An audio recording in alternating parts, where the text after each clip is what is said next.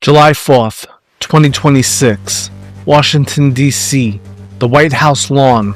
The UFC is holding an event, not in Madison Square Garden, on the White House lawn for America's 250th birthday. Here's what makes that insane. The United States government once tried to ban the UFC, not regulate it, ban it completely. Politicians called it human cockfighting. States made it illegal. TV networks refused to show it. Sponsors abandoned it. The sport almost died. And now the same government that tried to kill it is hosting it on the most iconic lawn in America on Independence Day. How the hell did that happen? Let me rewind, because this story is not about fighting. It's about something way bigger. November 12th, 1993, Denver, Colorado. The first UFC event. And here's what nobody understood at the time. This wasn't a sport. This was an experiment. The question was simple. Which martial art actually works? Not in controlled environments, not in movies, in real combat. Boxing, karate, wrestling, jiu-jitsu. They put them all in a cage and they let them fight. No rounds, no weight classes, almost no rules.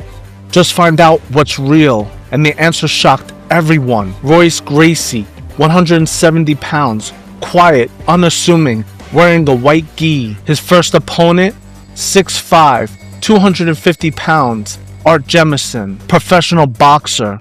Everyone thought Royce was about to get destroyed. Royce took him to the ground in 30 seconds, made him quit. Next opponent, 6'8", 400 pounds, kickboxer with one tooth and violent intentions. Royce submitted him in under 2 minutes. Then he fought a 260-pound wrestler and won. In one night, 3 fights, 3 wins, and it wasn't close. This was not supposed to be possible. Size was supposed to matter. But Royce Gracie, smaller than everyone, kept winning. Brazilian Jiu-Jitsu changed everything. UFC 3, UFC 4, same result.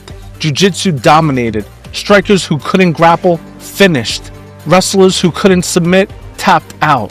Here's what this revealed. Most martial arts had never been tested. People believed their style worked, but they never fought someone who trained differently.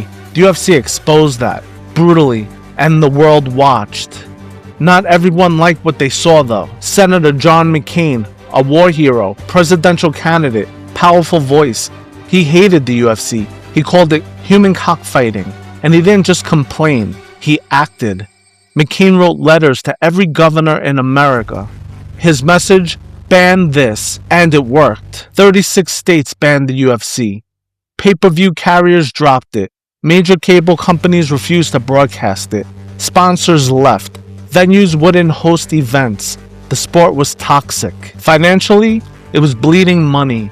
The UFC was dying, and most people thought, good, this shouldn't exist. They called it the Dark Ages, and it almost ended everything. By 2001, the UFC was on life support, losing millions. No TV deal, no mainstream legitimacy, no path forward. Most businesses would fold. Most investors would walk away. But then 2 casino executives, Lorenzo and Frank Fertitta, and their friend Dana White, bought the company for $2 million. They knew it was losing money. They knew mainstream America hated it, but they saw something no one else did. They saw structure, they saw discipline, they saw athletes, they saw legitimacy waiting to happen. So they made a bet, a massive, expensive, risky bet. The Fertittas invested tens of millions of dollars with no return. For years, most people would have quit. Most investors would have pulled out, but they didn't, because they weren't just trying to make money. They were trying to legitimize something real. Here's what they did. They introduced weight classes, so fights were fair. They introduced rounds, so there was structure. They brought in athletic commissions, so there was oversight. They didn't soften it. They made it sustainable. And slowly, very slowly, the culture began to shift. Here's what happened next. The fighters evolved, and fast. Early UFC, single discipline specialists such as boxers, wrestlers, jiu-jitsu guys. Modern UFC, they're complete athletes. Wrestlers learn to strike. Strikers learn to grapple. Jiu-jitsu practitioners learn to wrestle. Everyone learned cardio. Everyone learned discipline. The toughness didn't disappear. It just got refined. These weren't street fighters anymore. These were elite athletes with elite training and elite discipline. And the fans, the cult followers who stayed loyal during the dark ages, they never left because they knew what this was. Real, not scripted, not fake, not predetermined. Two people voluntarily entering to test everything they've trained for. That's timeless. In 2016, the UFC was sold for over $4 billion. One of the largest sports acquisitions in history. The sport that was almost banned, now worth billions. The sport that couldn't get on TV, now streaming globally. The sport that politicians called barbaric, now regulated in all 50 states. And the growth didn't stop. Pay-per-view records shattered. International expansion exploded. Athletes became global icons.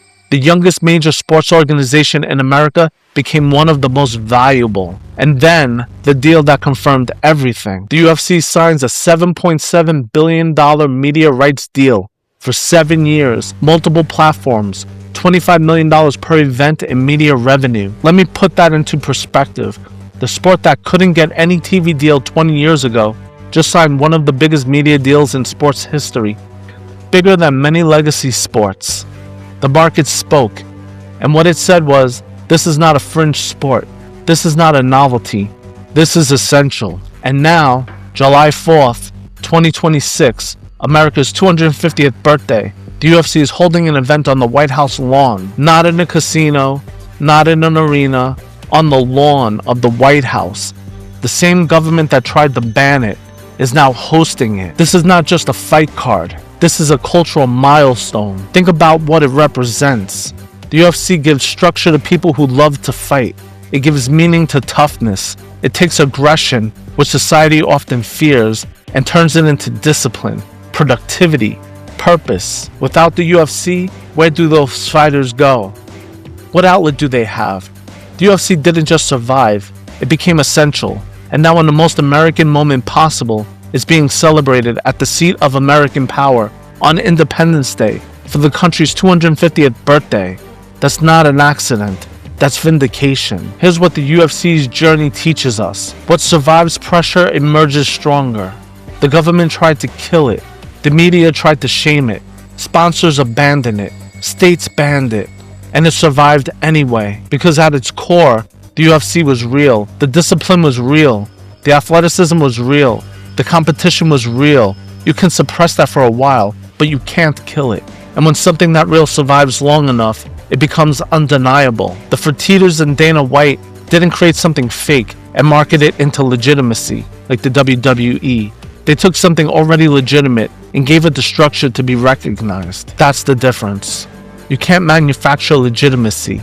You can only reveal it. So when you see that UFC event on July 4th on the White House lawn for America's 250th birthday, respect the journey. This was not inevitable. This was not guaranteed. This required vision when everyone said quit. This required investment with no return. This required persistence when the entire system said no. From illegal to the White House, from banned to celebrated, from rejected to essential. That's not just a sports story, that's an American story. July 4th, 2026, Washington, D.C., the White House lawn. Fighters will enter the cage, the crowd will roar, and the sport that was once called human cockfighting will be honored at the center of American power, because discipline cannot be permanently suppressed, only delayed. And what the UFC represents, real competition, real toughness, real structure, is as American as it gets. The outlaw became the institution, and that deserves to be celebrated. Please like, share, and subscribe. Thank you for watching.